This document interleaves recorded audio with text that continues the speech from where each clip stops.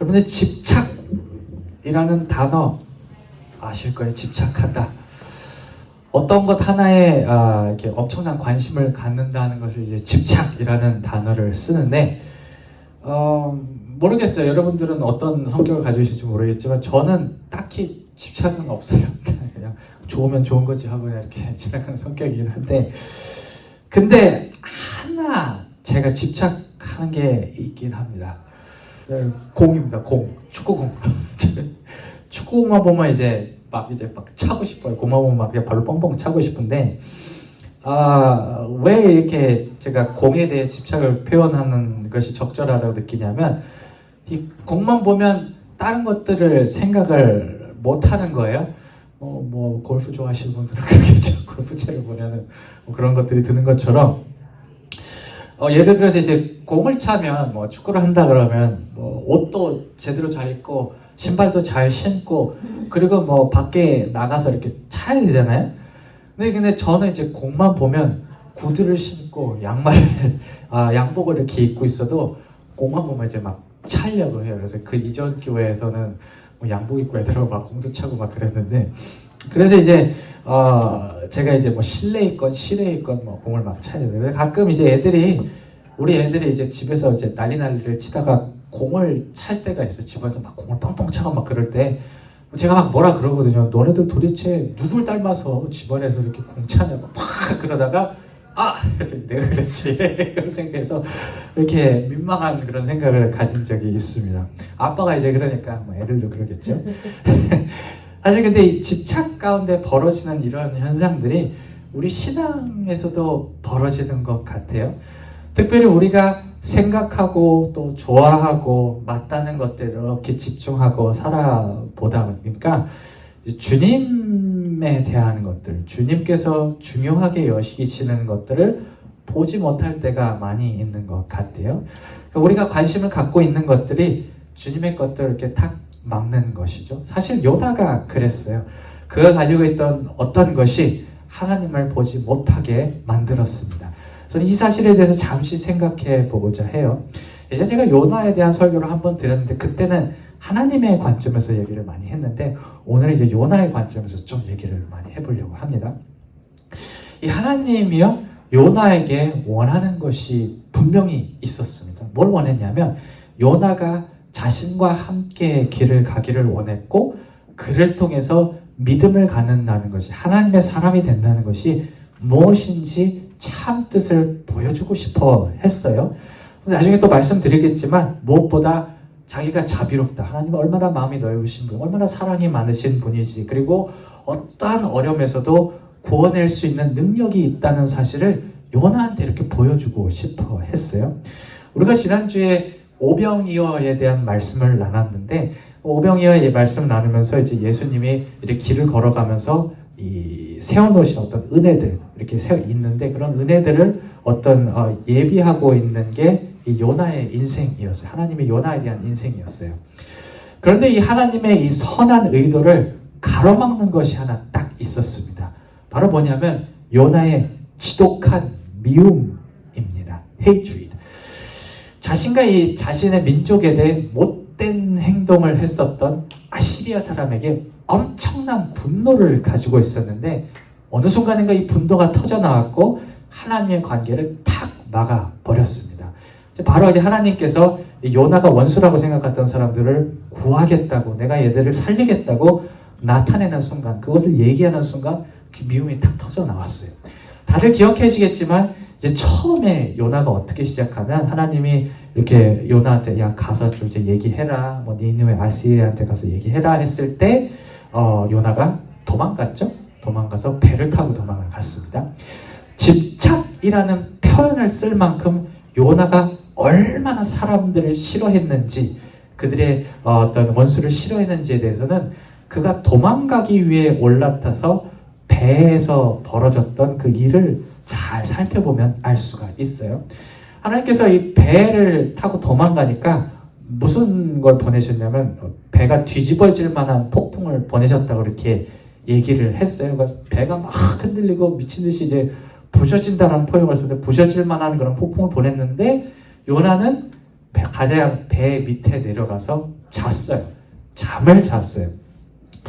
이 모든 사람들이 다 이렇게 정신이 없는 상황에서 요나만 이렇게 잔 게 요나가 정신이 나가서 그랬다라기보다는 왜 이런 풍랑이 찾아왔는지 본인은 알고 있었기 때문에, 이유를 다 알고 있었기 때문이에요.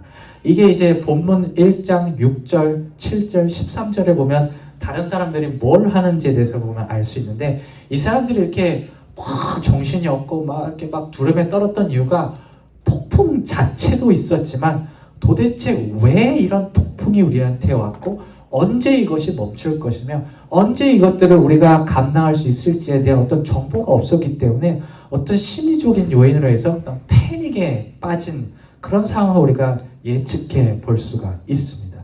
근데 요나는 다 알고 있었어요. 특히 하나님이 말 안 듣고 도망가는 자신을 멈추게 하기 위해서 혹은 경고하기 위해서 풍랑을 보냈음을 너무나 잘 알고 있었기 때문에 본인은 그냥 속 편하게 이렇게 잘 수가 있었습니다. 그러니까 뭐 이런 거죠. 내가 말 안 들었으니까 뭐 안 좋은 일이 생기겠거니 하고 그냥 귀 딱 닫고 이렇게 잔 거예요.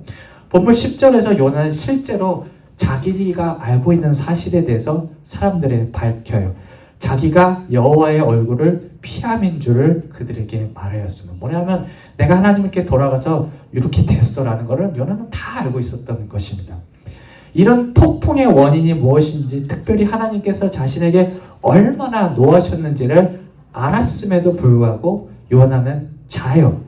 그만큼 아시리아가 싫은 것입니다. 하나님이 붙잡고 깨워도 일어나지 않을 만큼 그들에 대한 미움, 그들에 대한 분노가 너무 컸던 것이에요. 왜 이제 학생들, 저희 애들도 보면 학교 가기 싫으면 막 아침에 들어 깨워도 안 일어나거든요. 마찬가지인 거예요. 하나님이 요나 일어나라고 막 깨우는데 싫은 거예요. 듣기 싫어서 이렇게 잔 거예요. 그 미움이 얼마나 컸으면 성경 보면 되게 재밌는 게 나오거든요. 다른 사람들은 자신의 신들에게 막 찾고 도와달라고 막 이렇게 얘기하는 와중에서도 요나는 하나님을 찾지도 회개하지도 않습니다. 하나님에 대한 얘기를 입도 뻥끗 하지 않아요. 그리고 나중에 뭐라 그러냐면 나 그냥 물에다 던져요 이렇게 얘기를 해요. 싫다는 거예요. 하나님이 얘기하는 것도 싫고 그 사람도 싫다는 그런 의지를 그 요나의 행동을 통해서 볼 수 있습니다. 이 아시리를 향한 지독한 미움이 그와 하나님 사이를 딱 가로막은 것입니다. 요나도 하나님께 갈 수 없었고 하나님도 요나에게 올 수 없는 상황이 발생한 것이죠. 그랬던 그의 마음에 하나님이 들어오게 돼요. 더 이상 미움이 작동하지 않게 되었을 때 하나님이 들어오게 됩니다.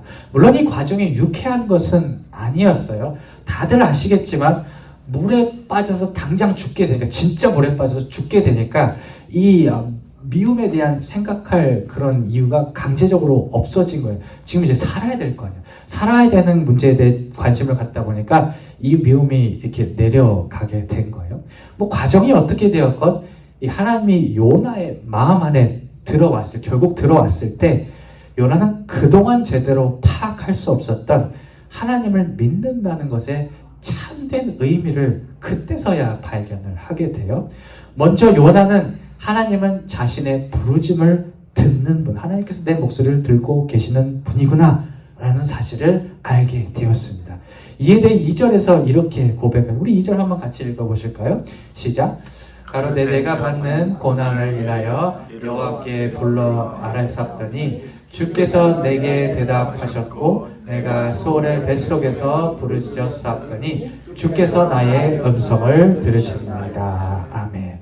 다 하나님께서 듣고 계시고 하나님께서 다 보고 계신다는 것을 새삼스럽게 알게 되었고, 그리고 두 번째는 뭐냐면 하나님께서는 결국 사망과 같은 깊은 구렁에서 결국 자기가 생명의 위협을 느낄 때, 어떤 그런 바닥까지 내려갔을 때 꺼내줄 수 있는 사람은 결국 하나님밖에 없다라는 사실을 요나는 그때서야 또 알게 됩니다.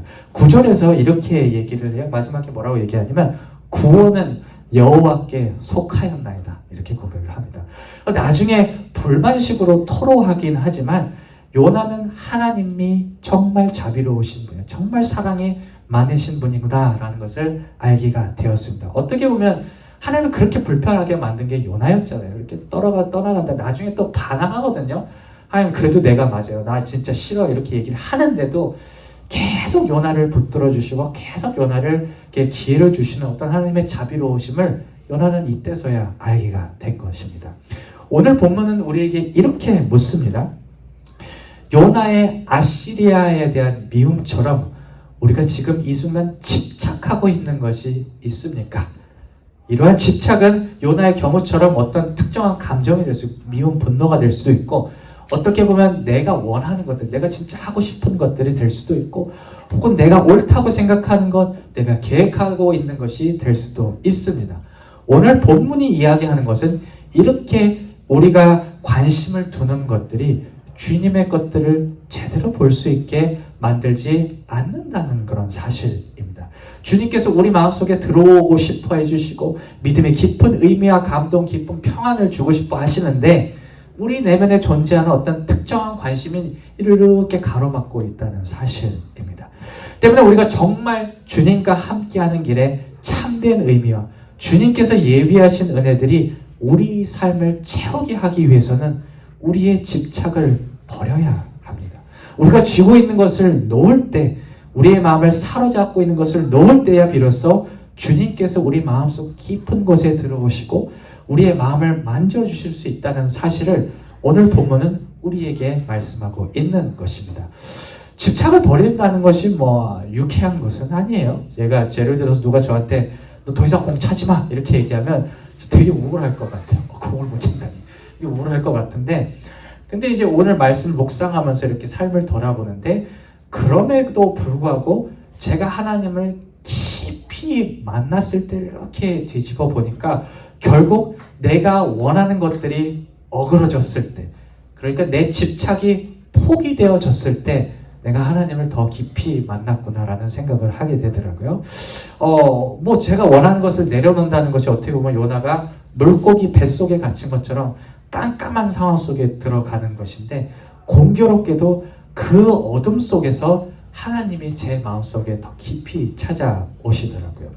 그런 경험 중에 하나는 제가 이제 신학대학원에 한국에 있을 때 들어갔을 때였어요. 그러니까 군대에 전역하고 신학대학원에 들어갔을 때 그때는 이제 제가 젊고 지금도 젊지만 그때는 더 젊었어요. 젊고 하고 싶은 것도 많고 제가 하고 싶은 것 계획도 있었는데 어떻게 하다 보니까 주님이 저를 그것들을 다 뒤로 두게 하고 신학대학원에 들어가게 하시는 거예요. 물론 제가 그런 길을 선택한 것에 제 의사도 어느 정도 제 책임도 있어요. 제 책임도 있었지만 그럼에도 불구하고 제 마음속에 관심을 차지하고 있는 것이 참 많았기 때문에 그때 처음 들어간 첫 해에 제가 너무나 많은 고민을 했던 것을 기억을 합니다. 그래서 기도할 때 새벽 기도 갔을 때 눈물을 흘렸는데 눈물을 흘리게 왜 흘렸냐면 억울해서 내가 포기해야 됐던 거 내가 못하게 된 거 너무 싫어서 솔직히 왜 이렇게 가야 되는 거냐고 하나님께 이렇게 눈물을 흘리면서 기도할 때가 있었고 그래서 불만도 토로도 많이 했고 때로는 그냥 아침에 기도하러 나가서 멍하니 앉아있을 때도 있어요. 이게 뭔가라 이렇게 앉아있을 때도 있었어요.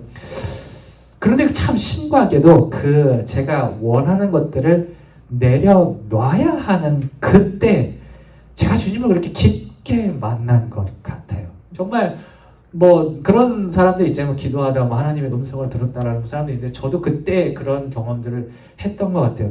주님께서 내가 가는 길이 혼자가 아니라 함께 가시겠다는 어떤 그런 확신을 저한테 주셨고 주님께서 정말 살아계시다라는 그런 확신을 그때 정말 어둠 속에 있는 것 같을 때 제일 명확하게 느꼈던 것 같아요. 그래서 지금도 그런 경험이 있어야 되나 그런 생각을 하는데 되짚어보면 그래요. 내가 모든 것을 내려놨을 때 깜깜해졌을 때 오히려 하나님은 더 밝게 빛나는 경험들을 했습니다. 말씀을 정리할게요.